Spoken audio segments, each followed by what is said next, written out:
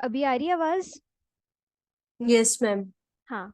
सो आज अपन केटीजी है ना, काइनेटिक थ्योरी ऑफ गैसेस का आगे का पार्ट कंटिन्यू कर रहे हैं और कुछ क्वेश्चंस देखेंगे। सो अपन ने इसमें गैस लॉस पढ़ लिए थे, चारों लॉस। आज अपन पढ़ेंगे पोस्टुलेट्स और Dalton's law of partial pressure. तो और ये हमने डिराइव भी कर ली थी इक्वेशन तीनों लॉस को कंबाइन करके। अब अपन देखते हैं कि Dalton's law of partial pressure क्या है। ठीक है।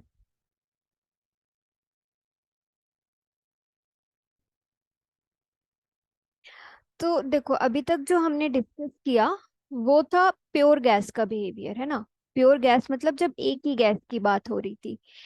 बट अगर मैं बोलूं कि हमने मिक्सचर ऑफ गैसेस लिया है ना, एक ये कंटेनर है, इसमें बहुत सारी गैसेस हैं, nitrogen, oxygen, fluorine, neon, etcetera.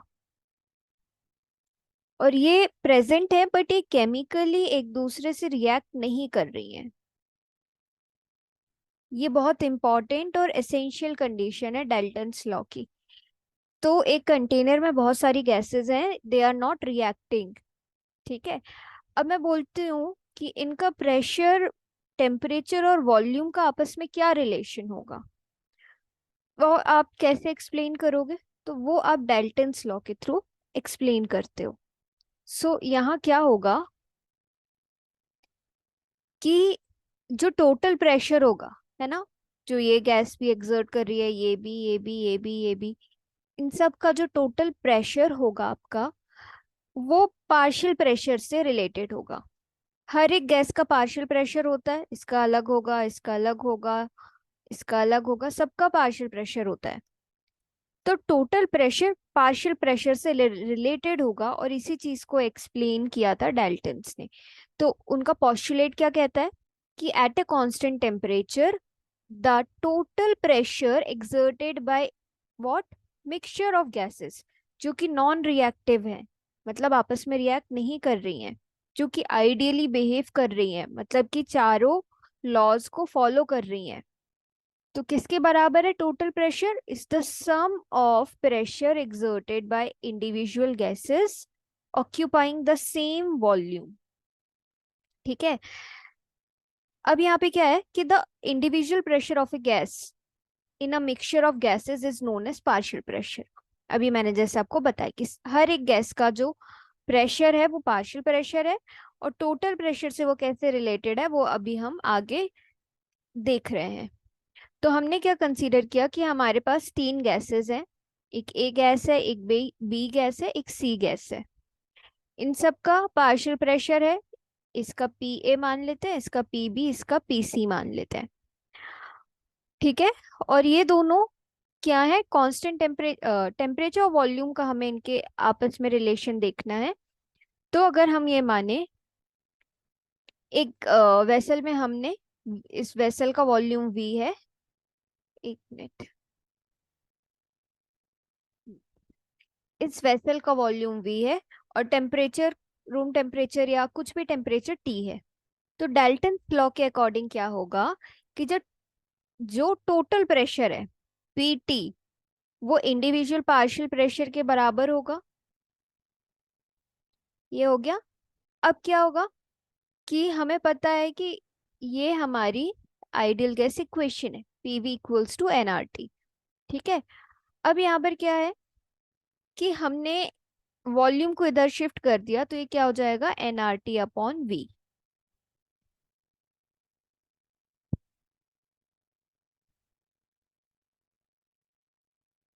है ना। एनआरटी अपॉन वी हो जाएगा ये। अब आपको ये निकालना है P A P B P C.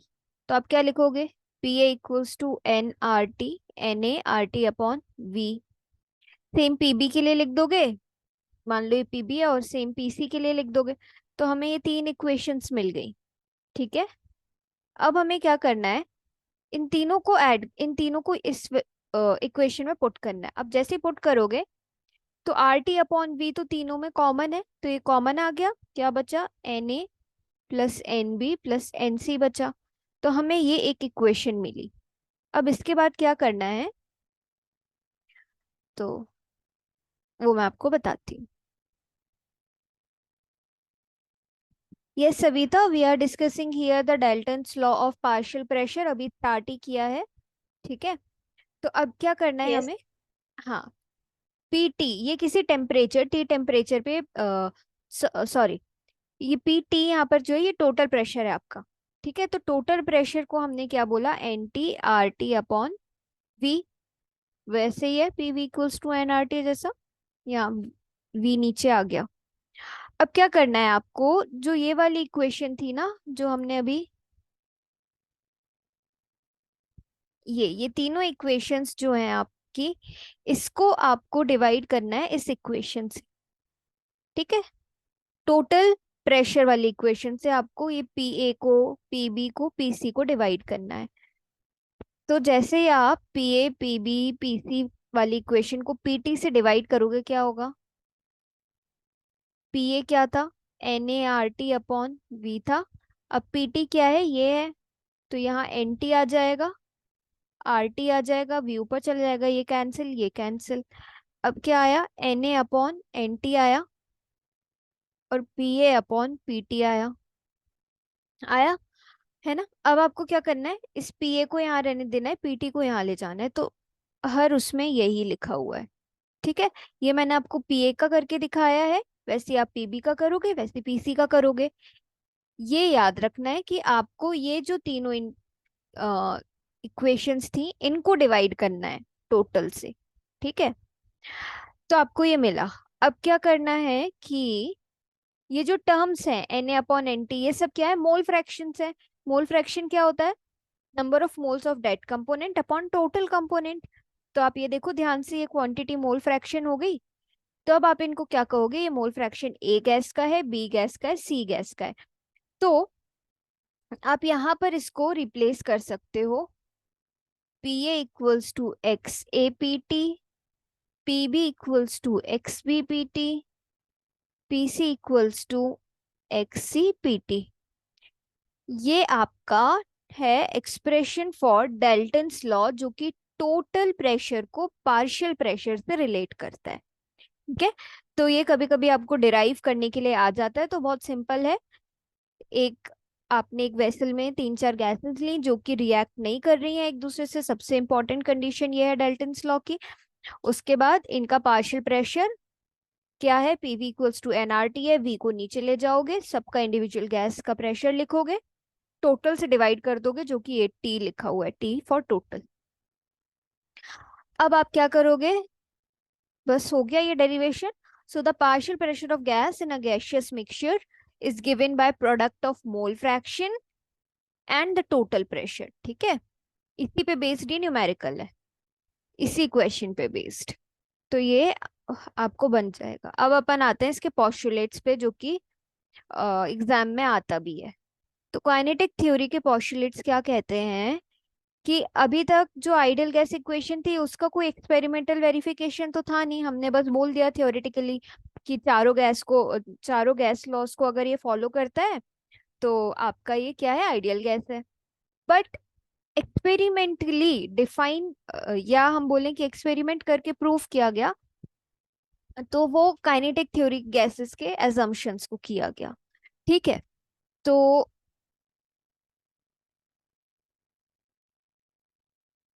the gas laws discussed so far were arrived at on the basis of experimental work. Ideal gas एक थ्योरेटिकल एस्पेक्ट है, बट जो गैस लॉस थे उनको एक्सपेरिमेंटली प्रूफ किया गया था, बट जो हमारा वो था आइडियल गैस थी उसको नहीं किया गया था। Okay, so kinetic theory Maxwell ने दी 1860 में, और बोल्ट्जमैन ने दी 1867 में, और इसका थ्योरेटिकल एक्सप्लेनेशन हमें मिला केटीजी के थ्रू। ठीक है, अब अपन इसके अजम्पशंस देखते हैं कि काइनेटिक थ्योरी ने क्या बोला। तो ये एक कंटेनर है, इसमें गैस मॉलिक्यूल्स है। ठीक है, अब इसमें क्या बोला कि जो गैस है वो बहुत छोटे छोटे मॉलिक्यूल्स मिलके बनी हुई है। ठीक है, और इसके मॉलिक्यूल्स क्या है, बहुत दूर दूर है। एक यहाँ है, एक यहाँ है, एक यहाँ है, एक यहाँ, they are very very far apart from each other. ठीक है। और इनका क्या है कि डायमेंशन बहुत छोटा है, और इनका जो वॉल्यूम है, नेग्लिजिबल वॉल्यूम, ये टोटल वॉल्यूम के कंपैरिजन में ऑक्यूपाई करते हैं। ठीक है। अगर जैसे ये कंटेनर, उसमें एक गैस का मॉलिक्यूल है, तो कितना छोटा वॉल्यूम ये ऑक्यूपाई कर रहा होगा? So it occupies negligible volume as compare to the total volume. और ये जो मॉलिक्यूल्स हैं गैस के, इनको क्या कंसीडर किया गया? Point mass. पॉइंट मास इनको कंसीडर किया गया। क्यों? क्योंकि इनका वॉल्यूम बहुत नेग्लिजिबल है, तो इनका मास भी बहुत नेग्लिजिबल होगा, है ना? So point masses and the negligible volume. तो फर्स्ट पोस्टुलेट क्या है कि gas is composed of very tiny particles, they are very very far far apart from each other. Okay. इन मॉलिक्यूल्स को नेग्लिजिबल वॉल्यूम है इनका, पॉइंट मास है इनका, और क्या है, एक और चीज इनके लिए बोली गई कि ये स्मॉल हार्ड स्फीयर्स के जैसे हैं। स्मॉल हार्ड स्फीयर्स के जैसे गैस के मॉलिक्यूल्स हैं। अब गैस के मॉलिक्यूल्स रैंडम फैशन में मूव करते हैं। इनका जो मोशन है वो रेक्टिलीनियर है। रेक्टिलीनियर, ये लीनियर एक ही चीज होती है, लीनियर का ही अदर वर्ड है, मतलब स्ट्रेट लाइन में ट्रेवल करते हैं। अगर अलग अलग अलग डायरेक्शंस में है, but they are in straight line moving with different speeds. Okay. तो ये दूसरा पोस्टुलेट कहा काइनेटिक थ्योरी ने। फिर क्या कहा कि जब ये मोशन करते हैं तो ये आपस में कोलॉइड करते हैं, ये आपस में टकराते हैं। ठीक है। अब इनका जो मोशन है वो इलास्टिक है। इलास्टिक मोशन है, मतलब कि पहले टकराने के और बाद के टकराने के, इनका जो कॉलिजन है, इसमें एनर्जी जो है वो सेम रहती है, एक्सचेंज ऑफ एनर्जी नहीं होता है। इलास्टिक कॉलिजन है, मतलब टोटल एनर्जी पहले जो थी और बाद में जो थी वो सेम है, कोई चेंज नहीं होगा उसमें। फिर in other words we can see that the energy can be transferred from one molecule to another, collision के कारण, है ना? collision होगा तो इसकी एनर्जी इसमें, इसकी एनर्जी इसमें, कुछ कुछ कुछ पार्ट इसका एनर्जी का इसमें, और इसमें एक्सचेंज होता रहेगा आपस में। बट टोटल एनर्जी क्या रहेगी सिस्टम की? अगर ई है तो ई ही रहेगी। ओके। तो ये थर्ड पोस्टुलेट था। अब अगर हम देखें कि there are no intermolecular forces between the molecules, that is there are no forces of attraction or repulsion between them। अब अगर दो मॉलिक्यूल्स हैं, टकरा रहे हैं, और भी बहुत सारे मॉलिक्यूल्स हैं, तो इनके बीच में कोई भी इंटरमॉलिक्यूलर फोर्स ऑफ अट्रैक्शन नहीं है। ठीक है। और रिपल्शन भी नहीं है, they are just moving in a random fashion. ठीक है। फिर फिफ्थ पोस्टुलेट क्या है कि जो प्रेशर एक्सर्ट कर रही है गैस, किसके कारण है? Due to the force exerted on the wall. ये हमने पहले भी पढ़ा है कि गैस है, ये वॉल पे प्रेशर एक्सर्ट करती है ना? तो ये हमें पता है, तो ये वाला वही पोस्टुलेट है कि the pressure exerted by the gas is due to the force exerted on the walls of the container due to non-stop bombardment of the molecules. Okay. Now the absolute temperature of gas is proportional to what? Kinetic energy of the molecules। Temperature बढ़ेगा, energy बढ़ेगी, kinetic energy बढ़ेगी।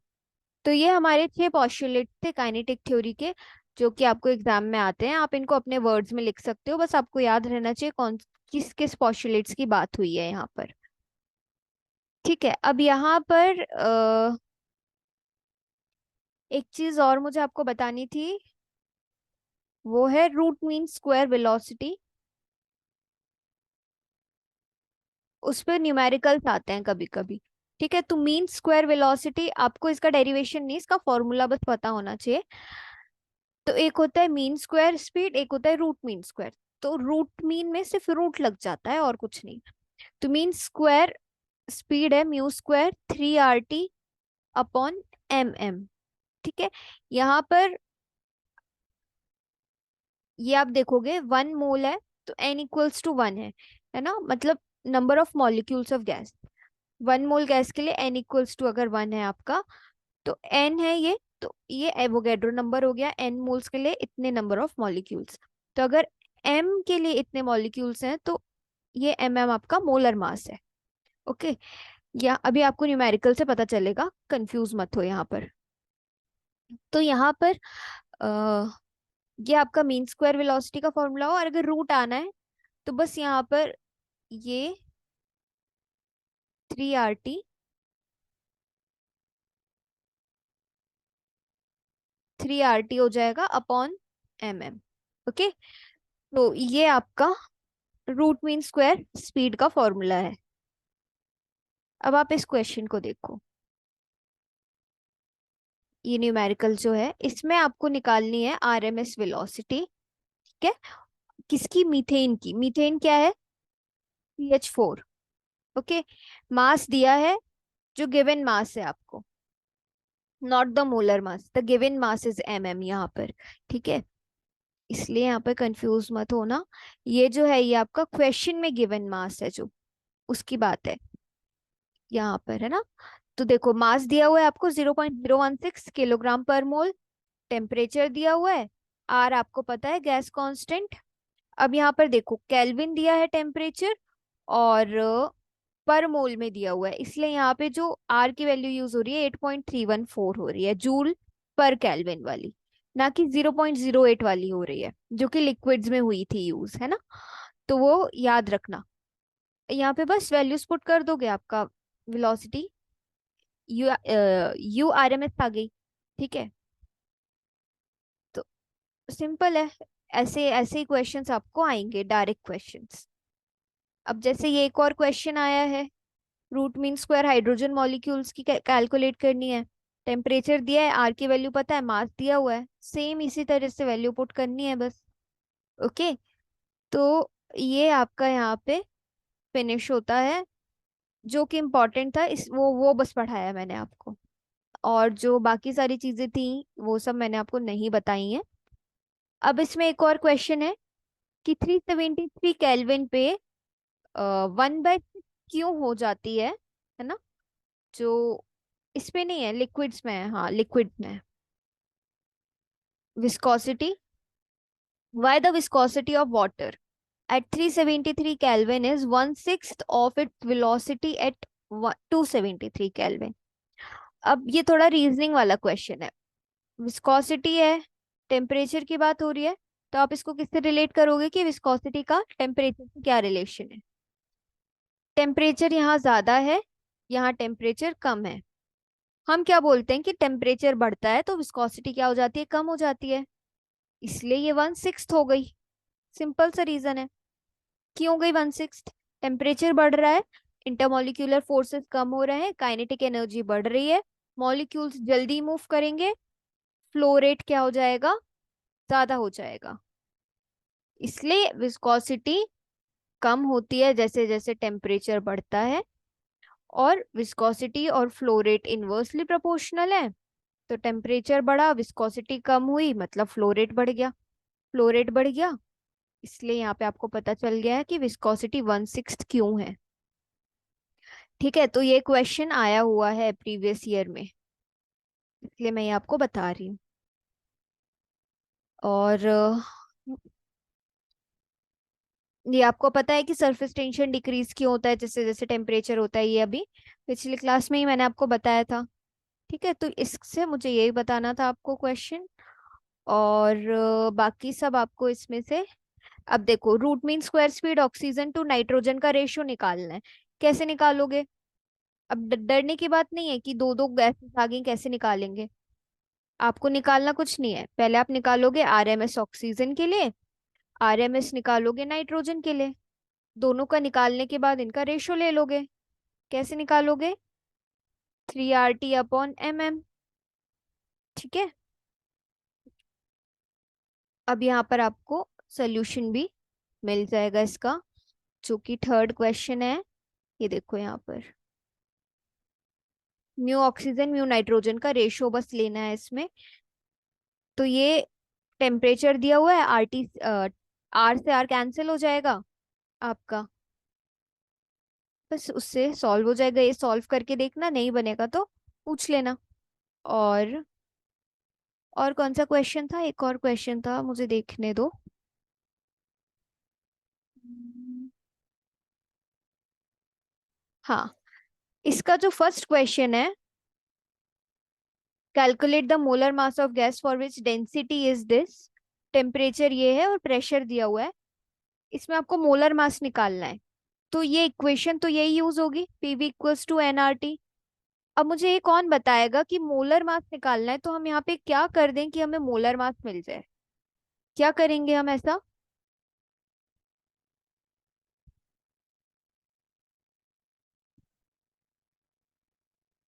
हम्म, ध्यान से देखो, मास दिया हुआ है, molar mass निकालना है, टेम्परेचर भी दिया है, प्रेशर भी दिया है।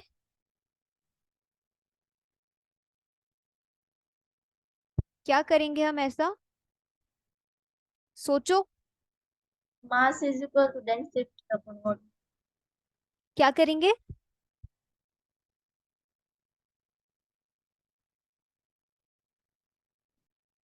आवाज नहीं आई सविता, बोलो।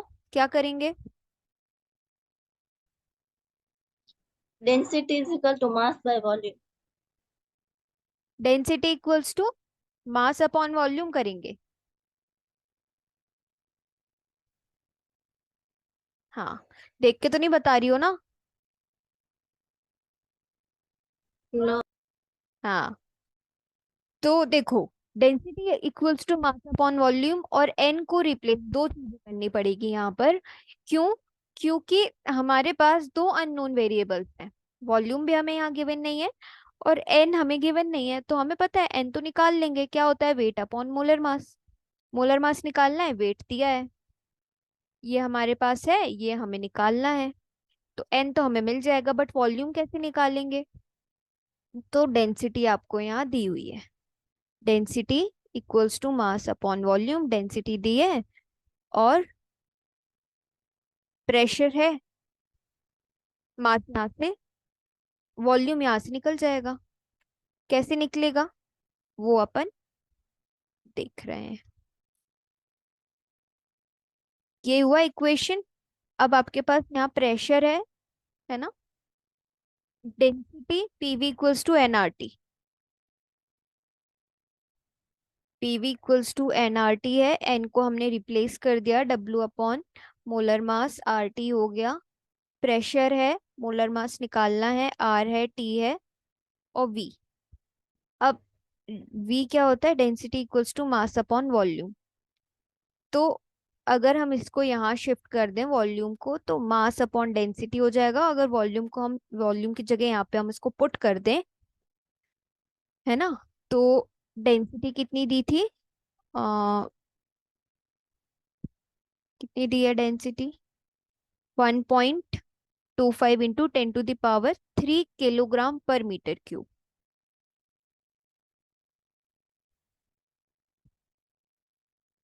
इतनी आपको डेंसिटी दी है ना। और हाँ, तो P into molar mass upon R T equals to, ये वेट है अपॉन क्या है, वॉल्यूम है। तो इसको हटाओ यहाँ से, वेट अपॉन वॉल्यूम, इसकी जगह आप क्या रख सकते हो, डेंसिटी। इसकी जगह आप यहाँ रख दोगे डेंसिटी, क्योंकि वेट अपॉन वॉल्यूम और मास अपॉन वॉल्यूम सेम हो गया। तो इक्वल्स टू डेंसिटी। अब आपको ये पता है, ये पता है, ये पता है, ये पता है, ये कैलकुलेट हो जाएगा। ये थोड़ा सा ट्विस्ट था यहाँ पे बस।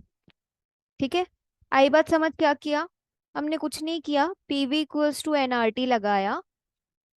अब हमें पता है कि एन इक्वल्स टू होता है मास अपॉन मोलर मास, वेट अपॉन मोलर मास।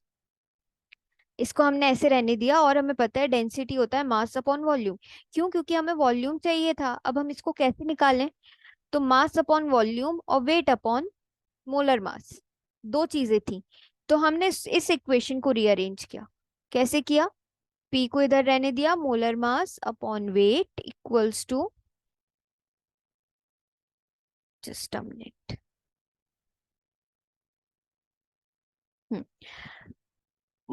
Pressure into molar mass, W upon V को मैं इधर ले आई और आर टी को मैं इधर ले आई।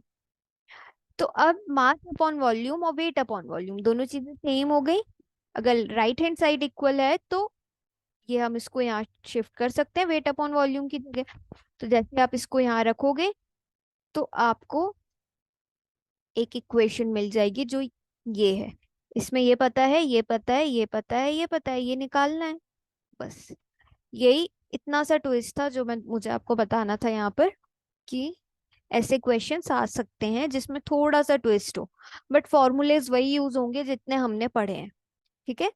तो ये दोनों यूनिट्स भी आपकी जितने इंपॉर्टेंट थे उसके हिसाब से यहाँ पे कंप्लीट होती है।